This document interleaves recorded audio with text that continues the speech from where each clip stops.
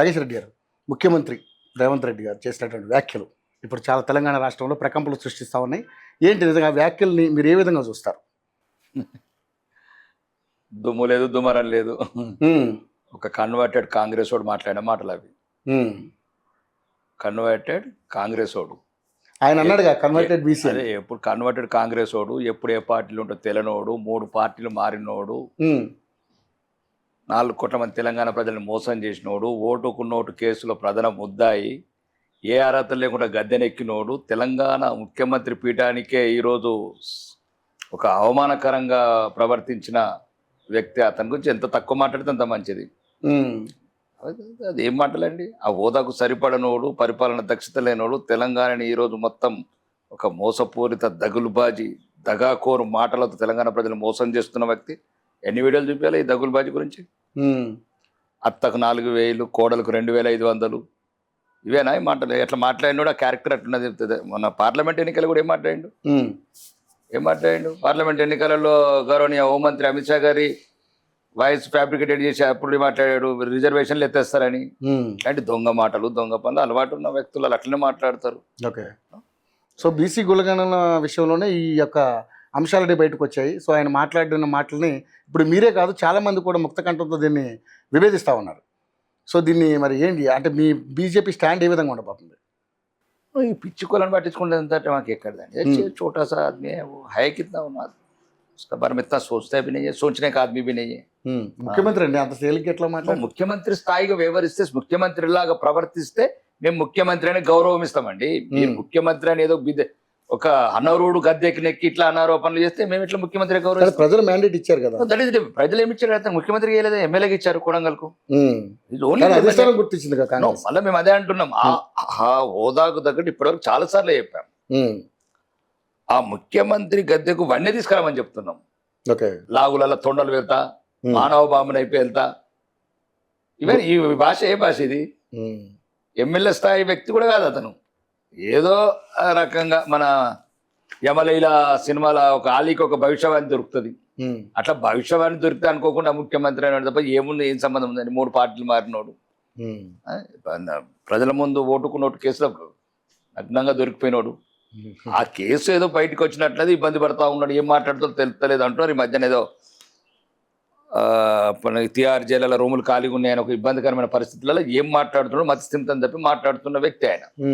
కాబట్టి అది మేము ఆ స్థాయిలో కూడా ఆలోచిస్తలేము అతన్ని.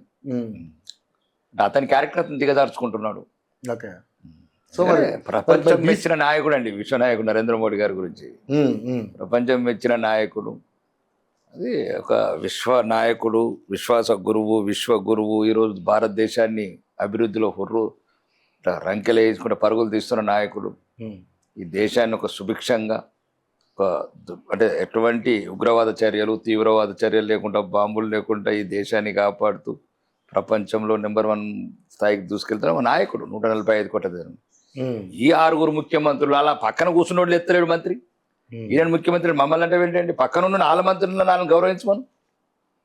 ప్రజలు తర్వాత గౌరవిస్తారు, నీకు పార్టీలు కూడా గౌరవిస్తలేడు. అసలు నేను పార్టీకి వాళ్ళ కింద లెక్క పెడతలేరు. వాళ్ళే అంటున్నారు కదా ఇంకా 2 నెలల ముఖ్యమంత్రి, 3 నెలల ముఖ్యమంత్రి అని. ఇంకా దాని గురించి అతని గురించి మాట్లాడితే అవసరం లేదు. అది అంత మేము అంటే ఆ స్థాయి వ్యక్తి కాదని అనుకుంటున్నాం. అంటే ఆ స్థాయికి తగ్గట్టు ప్రవర్తిస్తలేడు కాబట్టి అతను అతని స్థాయికి తగ్గట్టు ప్రవర్తిస్తున్నాడు అనుకుంటున్నాం. మొన్నటిదాకా అసలు బడేమియా చోటేమియా అన్న వ్యక్తులు ఈ రోజు ఇలా మాట్లాడడం మళ్ళా నీకు అదే అంటున్నాండి. అతను అన్నాడు తప్ప మేము అనలేదండి. అతను ఏదో బాగా కొడుతాడు, కేసులు మాఫీ తప్ప మాకు అవన్నీ పట్టించుకోము. ఇది భారతీయ జనతా పార్టీ అంటేనే మాకు దేశం ముఖ్యం, ధర్మం ముఖ్యం, అభివృద్ధి ముఖ్యం. ఇట్లాంటి చిల్లర వేషాలు, చిల్లర మాటల గురించి అంత పట్టించుకుంటే అంత పార్టీ కాదు అది. దేశం గురించి, సంస్కృతి గురించి, దేశ ఐక్యత గురించి, మళ్ళా గతంలో జరిగిన బానిసత్వం వైపు పోకుండా దీని భవిష్యత్తు ఒక భారతదేశాన్ని మంచి బంగారుమయం చేయాలనే కోరికలతోని, ఒక సిద్ధాంతాలతో ఏర్పడ్డ పార్టీ. అదేం పార్టీ అండి? పార్టీ అయిందా? నాయకుడు ఏంది? అసలు ఎవరు పట్టించుకుంటారండి ఆయన పెద్ద నా మాట అబద్ధం. అదే మీరు చూడండి ఆ వీడియోలలో పక్కనున్న మంత్రులు ఇవ్వడండి నాకు. ఇంకా కొంత ఫ్యూనల్లో లేస్తారో లేరు వాళ్ళు. మీరు చెప్పండి మాట, నేను వీడియోలు పంపిస్తాను మీకు. గౌరవనీయంగా ఈ ముఖ్యమంత్రి రేవంత్ రెడ్డి గారు అంతర్గత ప్రజాస్వామ్యం ఎక్కువే కాబట్టి ఎత్తలేంటి? నువ్వెంత అంతర్గతం పెట్టుకో, ముఖ్యమంత్రి గుర్తిస్తలేనండి.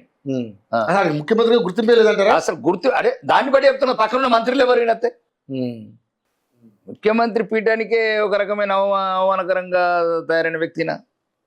అది ఎంత ఉన్నతమైన స్థానం అండి. ఇంతకుముందు గిట్టినే అరిచిండు కరిచిండు భారతదేశం అన్నాడు లాస్ట్కి ఇప్పుడు ఫామ్ హౌస్లో పడుకున్నాడు.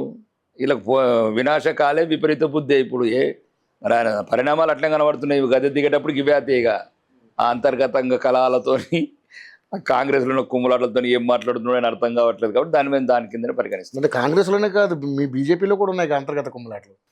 బీజేపీ అనేది అంతర్గత కులంగానండి. నేను మాట్లాడేటప్పుడు ముఖ్యమంత్రి పదవి గురించి వాళ్ళు కొట్లాడుకుంటున్నారు. ఒకటి, వాళ్ళు ఫామ్ హౌస్లలో పెట్టుకుంటున్నారు, కొయినూరు హోటళ్లలో పెట్టుకుంటున్నారు డిన్నర్ వాళ్ళు. ముఖ్యమంత్రి వచ్చి కూర్చుంటే పక్కనున్న మంత్రి లేవత్తలేని వాళ్ళు. ప్రతి పార్టీలో ఉండదండి, ప్రతి కుటుంబంలో. కానీ ఒక ముఖ్యమంత్రి స్థాయి గౌరవించని పార్టీ పక్కనున్న సహచరులు అంటున్నా. నాలాంటి అయితే ఒక నిమిషంలో ఇట్లా రిజైన్ చేసి వెళ్ళిపోతా తూ బతుకు చేయడానికి మరి.